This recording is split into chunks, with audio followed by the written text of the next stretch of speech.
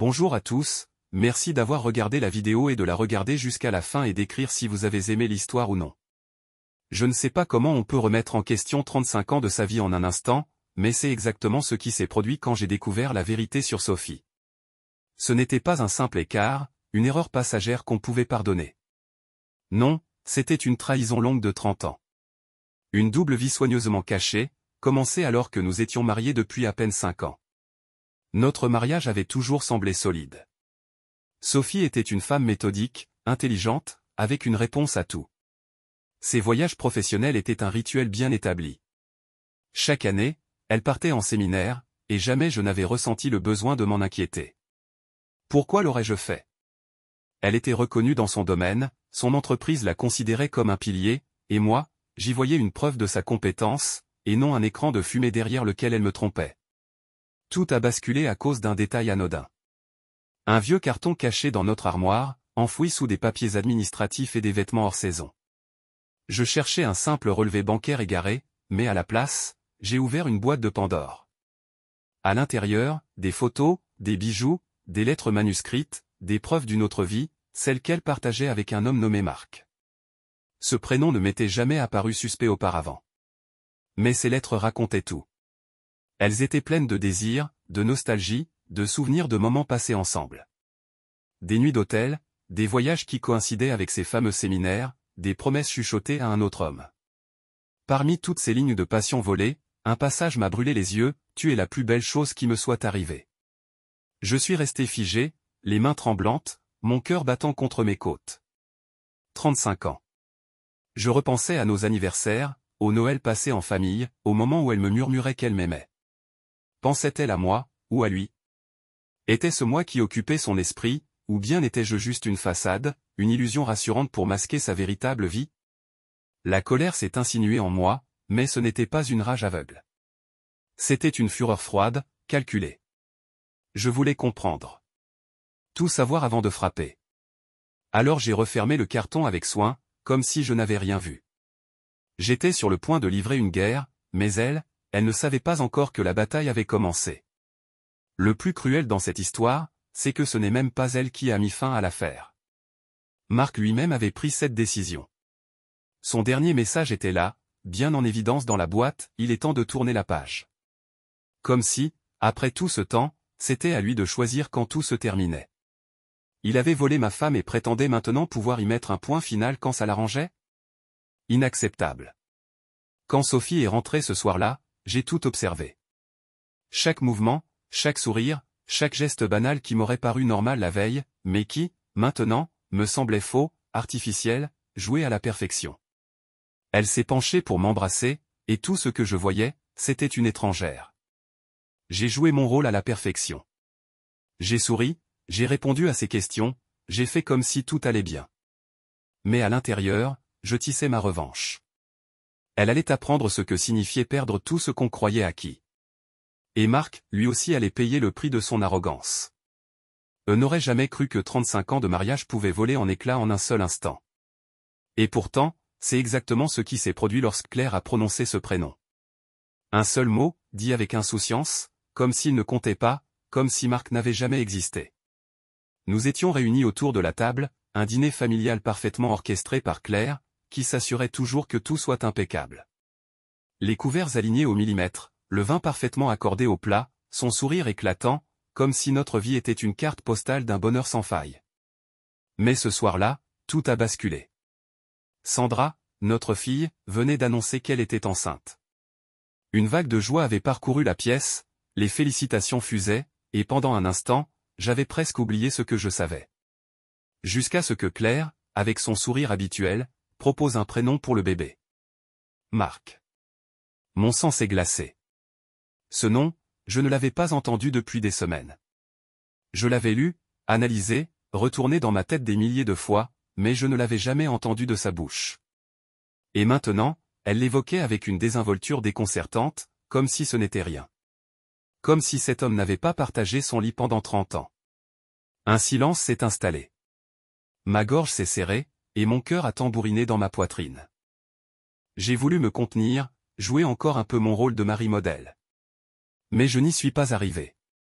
Marc. Ma voix était calme, trop calme. Tranchante comme une lame affûtée. C'est une idée, intéressante, Claire. Peut-être pourrais-tu expliquer pourquoi ce prénom te tient tant à cœur. La pièce est devenue glaciale. Sandra a relevé la tête, interdite. Claire a figé son geste, sa fourchette suspendue au-dessus de son assiette. Son sourire a vacillé, juste un instant. Qu'est-ce que tu veux dire, papa? La voix de Sandra était hésitante, comme si elle pressentait que ce qui allait suivre allait tout changer. Je n'ai pas quitté Claire des yeux. Elle savait. Elle savait exactement de quoi je parlais. Elle savait que je savais. Je me suis adossé à ma chaise, croisant les bras. Oh, je pense simplement que ta mère devrait partager avec nous tous l'importance de ce prénom dans sa vie. Parce qu'après tout, Marc a été un élément central de son existence, depuis 30 ans. Claire a pâli instantanément. Son masque est tombé. Sandra a tourné la tête vers elle, cherchant une explication. Maman? Qu'est-ce qu'il raconte? Un silence. Le genre de silence qui précède une tempête. Claire a ouvert la bouche, mais aucun son n'en est sorti. Elle a cligné des yeux, avalé sa salive, cherchant désespérément une échappatoire. Ce n'est pas vrai. A-t-elle fini par chuchoter? Mais c'était trop tard. J'ai ri. Un rire amer, sans joie. Un rire d'homme qui vient de briser ses chaînes. Pas vrai? Alors pourquoi ai-je trouvé les lettres? Pourquoi ai-je vu les photos? Pourquoi ai-je lu tes mots? Je me suis penché légèrement en avant, la dominant du regard. Je sais tout, Claire. Depuis des semaines. Depuis des mois. Et j'ai attendu, patiemment, pour voir si tu aurais le courage de me le dire. Mais non. Il a fallu que ce soit moi qui jette la vérité en pleine lumière. Sandra a plaqué une main sur sa bouche, sous le choc. Son monde s'effondrait. Claire, elle, a baissé la tête, vaincue avant même d'avoir combattu. Est-ce que c'est vrai? La voix de Sandra tremblait. Dis-moi que ce n'est pas vrai. Mais Claire ne disait rien. Elle ne pouvait pas.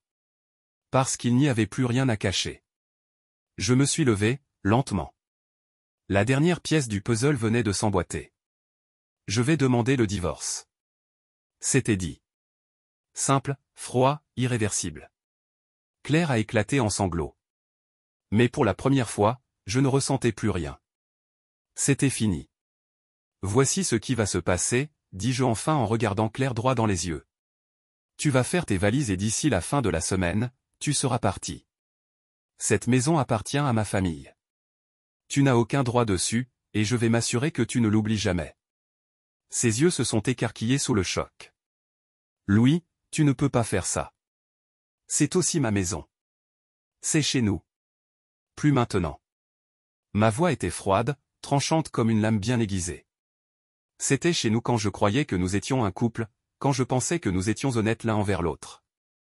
Mais tout ça, c'était du vent. Une illusion. Un mensonge. Comme tant d'autres choses. Et Sandra. Elle a haussé la voix, tentant une dernière fois de jouer la carte de la famille. Tu veux vraiment la détruire? Tu veux lui faire ça? J'ai éclaté de rire. Un rire amer, glacé. Notre famille? C'est toi qui l'as détruite, Claire. Pas moi. Elle est restée figée, les bras croisés sur sa poitrine comme pour se protéger de la réalité. Mais rien ne pouvait la protéger maintenant. Tu as jusqu'à vendredi, ai-je ajouté d'un ton sec. Je ne vais pas te jeter dehors comme une moins que rien, mais tu ne resteras pas ici une minute de plus que nécessaire. Je suis sorti du salon sans me retourner. Derrière moi, j'ai entendu ses sanglots, mais ils ne me faisaient plus rien. J'avais pris ma décision. Et pour la première fois depuis des années, je me sentais libre. Après le départ de Claire, la maison est devenue silencieuse. Un silence oppressant. Non pas celui du réconfort, mais celui du vide, du néant laissé par 35 ans de trahison. Mais je n'étais pas du genre à me laisser consumer par le passé. Claire était hors de ma vie. Il restait un dernier problème à régler, Marc. L'homme qui s'était glissé dans mon mariage, qui avait volé mon temps, mes années, ma confiance. Un homme qui pensait qu'il pouvait s'en tirer sans payer le prix. Il avait tort. Marc menait sa vie comme si de rien n'était. Un ingénieur réputé, bien installé, avec un salaire à 6 chiffres, une femme et des enfants. Un homme respectable, un modèle pour la société. Un masque. Et j'allais le lui arracher. Lentement. Méticuleusement. Ma première arme? Mon réseau. 30 ans dans le secteur immobilier, ça ouvre des portes. Des amis. Des contacts. Des hommes puissants qui me devaient des faveurs. Il m'a suffi d'un coup de fil pour savoir où travaillait Marc. Une grande société d'ingénierie, des contrats juteux, un poste confortable. Un deuxième appel a suffi pour semer le doute. Juste une rumeur. Rien de concret. J'ai entendu dire que Marc ne respectait pas toujours les délais. Qu'il avait d'autres priorités. C'était tout. Le poison de la suspicion a fait le reste. En quelques semaines, il a perdu ses projets. En quelques mois, il a perdu son poste. Mais ce n'était que le début. Un homme comme lui rebondit vite. Il avait des contacts, il retrouverait du travail. Alors je me suis assuré que chaque porte se ferme devant lui. Dès qu'il décrochait un entretien, une petite rumeur circulait. Un appel discret. Un mot bien placé. À chaque fois, il échouait. Rejeté. Mis à l'écart. 1 an plus tard, Marc n'était plus qu'une ombre. De cadre supérieur, il était devenu employé dans une entreprise de second rang. Un poste sous-payé. Un déclin lent et douloureux. Mais ce n'était pas assez. Je voulais qu'il ressente ce que j'avais ressenti. Alors, je me suis attaqué à sa famille. Marc avait une femme. Sarah. Une femme qui méritait de savoir. J'ai rassemblé les lettres, les photos, les preuves. J'ai envoyé un colis anonyme. Quelques semaines plus tard, Sarah l'a quitté. Elle a pris les enfants et est partie sans se retourner. Marc était seul. Un jour, alors que je marchais dans un quartier huppé avec un associé, je l'ai vu. Il était là. Courbé sur un parterre de fleurs. Un uniforme de jardinier sur le dos. Marc. L'homme qui avait partagé le lit de ma femme pendant 30 ans. Désormais réduit à s'occuper des jardins des autres. Je l'ai regardé. Il ne m'a pas vu. Il n'était plus qu'un fantôme. Une existence brisée. Et pourtant, ce n'était toujours pas assez. Sa vie s'effondrait aussi méthodiquement qu'elle avait détruit la mienne pendant des années. Après avoir perdu son emploi, elle s'était installée dans un petit appartement, loin de notre ancien quartier, loin des lieux familiers où chaque coin de rue aurait pu lui rappeler tout ce qu'elle avait perdu. Financièrement, elle était en difficulté où elle avait toujours vécu dans le confort, habituée à un niveau de vie que je lui avais permis d'avoir. Mais désormais, il n'y avait plus de maisons spacieuses, plus de dîners élégants, plus de voyages de luxe sous prétexte de séminaires professionnels. J'appris par des connaissances communes qu'Audrey, celle que j'avais autrefois appelée mon épouse, s'était complètement laissée aller. Elle ne se présentait plus au travail à l'heure, s'absentait de plus en plus, et certains disaient même qu'elle arrivait en réunion avec un verre de trop. Il n'a pas fallu longtemps avant que son entreprise décide de s'en séparer. Sans emploi, sans stabilité, elle sombra encore plus profondément. Sa famille, qui autrefois la défendait bec et ongles, finit par prendre ses distances. Ils avaient tout justifié, tout minimisé, même son infidélité, mais voir leur fille dans un état pitoyable, incapable de se prendre en main, fut trop pour eux. J'imagine qu'il est plus facile de fermer les yeux sur un adultère que sur une chute libre aussi évidente. Quant à sa fille, Charlotte, celle que j'avais élevée en pensant qu'elle était la mienne, notre relation devint un fantôme de ce qu'elle avait été. Après avoir appris la vérité sur sa naissance, je ne pouvais plus la regarder de la même manière. Ce n'était pas sa faute, je le savais, mais chaque échange, chaque regard, chaque sourire me rappelait ce qu'Audrey m'avait fait. Alors, lentement, inévitablement, nous avons pris nos distances. Je n'ai jamais cherché à savoir ce qu'Audrey pensait de tout cela. Peut-être avait-elle des regrets, peut-être pas. Mais cela n'avait plus d'importance. Sa chute n'était pas mon problème. J'avais passé trop d'années à porter le poids de ses décisions, de ses trahisons. Aujourd'hui, je n'avais plus rien à voir avec elle. Assis sur la terrasse de ma nouvelle maison, avec Élise à mes côtés et une tasse de café fumante entre les mains, je réalisais à quel point tout cela semblait appartenir à une autre vie. Une vie où j'avais été aveugle, manipulé et trahi. Une vie qui, heureusement, était désormais derrière moi.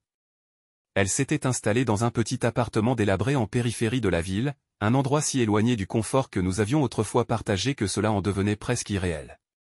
Un jour, par simple curiosité, je suis passé devant l'immeuble. C'était un bloc de béton gris, avec des rideaux élimés aux fenêtres et des détritus amassés dans les coins. Imaginer Audrey vivant là me semblait presque absurde. J'ai appris plus tard qu'elle avait sombré dans l'alcool. Ce n'était plus seulement un verre de vin de temps en temps, comme elle en avait pris l'habitude vers la fin de notre mariage. Non, c'était devenu une dépendance, un besoin insatiable de remplir le vide qu'elle avait elle-même creusé. La femme qui autrefois ne jurait que par des grands crus se contentait désormais de bouteilles bon marché et de mauvais whisky. Il n'a pas fallu longtemps avant qu'elle finisse à l'hôpital la première fois pour une intoxication alcoolique. Je l'ai su par Charlotte, qui était la seule à encore essayer de l'aider. Malgré tout, elle restait sa mère. Mais même elle semblait perdre espoir. Un jour, autour d'un café, elle m'a confié d'une voix lasse, « Elle ne s'arrête pas, papa. » Je l'ai envoyée en cure plusieurs fois, mais elle ne tient jamais plus de quelques semaines. Elle promet de changer, mais elle replonge toujours. J'ai hoché la tête, sans trouver quoi dire. Ce n'était plus mon combat. Plus mon problème. Les années ont passé, et Audrey a continué de sombrer. Les gens qui faisaient autrefois partie de sa vie ont fini par l'abandonner, un à un. Ses anciens amis, ceux qui l'avaient défendue au moment de notre divorce, ne voulaient plus entendre parler d'elle. Même sa propre famille s'était éloignée. Je n'avais de ses nouvelles que par Charlotte, et encore, rarement. Elle m'a dit qu'Audrey avait tenté plusieurs fois de me contacter. Mais je n'ai jamais décroché. Je n'ai jamais répondu à ses messages. Pas par rancune. Pas par haine. Juste parce que je ne voyais pas ce que nous aurions pu nous dire. La dernière fois que j'ai entendu parler d'Audrey, c'était peu avant sa mort. Charlotte m'a appelé, hésitante, pour me dire qu'elle était de nouveau hospitalisée. Son foie ne tenait plus, et les médecins lui donnaient peu de temps à vivre. « Tu veux la voir ?» m'a-t-elle demandé d'une voix prudente. Je savais qu'elle espérait que je dise oui. Mais je ne pouvais pas. Je ne voulais pas. Non, ai-je simplement répondu. Je n'ai plus rien à lui dire. Audrey est morte seule, dans un lit d'hôpital. Sans visite, sans adieu, sans personne pour lui tenir la main. Elle n'a laissé derrière elle qu'un tas de dettes et le souvenir d'un naufrage qu'elle avait elle-même orchestré. Aurais-je dû ressentir de la tristesse? De la pitié? Peut-être. Mais il n'y avait que du vide. Son histoire était tragique, oui. Mais ce n'était pas un accident. C'était la conséquence de ses propres choix. Parfois, je me demande si j'aurais pu faire les choses autrement. Si j'aurais pu la sauver. Puis je me souviens des années de mensonges, de trahison, du poison qu'elle a lentement distillé dans ma vie. Et je sais que je ne regrette rien. Audrey appartient au passé. Elle est un chapitre clos, une ombre parmi d'autres. Mais elle ne définit plus mon présent. Et encore moins mon avenir. La fin d'une histoire comme celle-ci ne se trouve pas dans la chute d'une autre personne, ni dans le passé qui nous hante.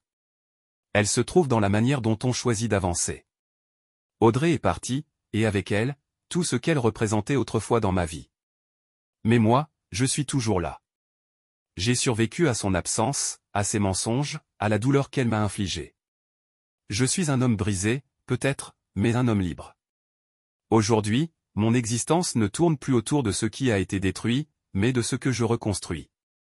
Chaque matin, je me lève sans attendre un autre coup de poignard dans le dos. Chaque soir, je m'endors sans me demander quelle nouvelle trahison pourrait encore surgir. J'ai appris que la vengeance ne guérit rien, que la colère finit par s'épuiser et que le passé, aussi lourd soit-il, n'a de pouvoir que si on lui en donne. La véritable victoire n'est pas d'avoir vu Audrey tomber. La véritable victoire, c'est d'avoir trouvé la paix malgré elle. Et c'est cette paix-là, et rien d'autre, que je choisis d'emporter avec moi. Au revoir et bonne journée.